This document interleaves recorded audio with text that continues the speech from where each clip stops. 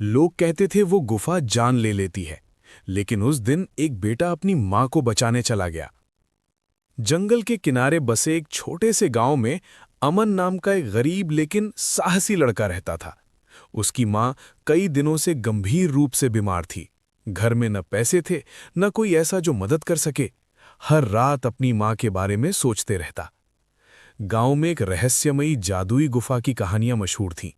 कहा जाता था कि जो भी लालच लेकर वहां गया, वो कभी लौटकर नहीं आया। लेकिन आज उसके लिए डर से बड़ा कुछ और था, उसकी मां। अगली सुबह बिना किसी को बताए अमन जंगल की ओर निकल पड़ा। घने पेड़ों के बीच अजीब सी खामोशी थी। कुछ दूर चलने के बाद उसे नीली रोशनी से चमकती एक गुफा दिखाई दी। वही थी जादुई गुफा। जैसे ही अमन ने अंदर कदम रखा, एक भारी आवाज गूंजी।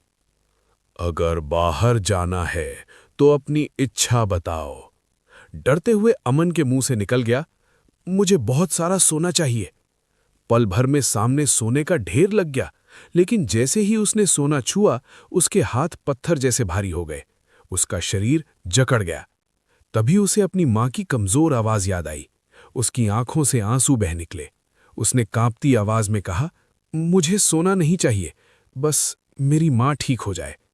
इतना कहते ही सोना गायब हो गया और उसकी जगह एक चमकती हुई शीशी प्रकट हुई।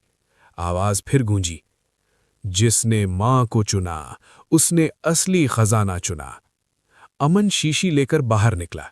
पीछे मुड़कर देखा तो गुफा वहां नहीं थी, जैसे वो कभी थी ही नहीं। घर पहुंचकर उसने मां को दवा पिलाई। कुछ ही दिनों में मां पूरी तरह ठीक हो गई।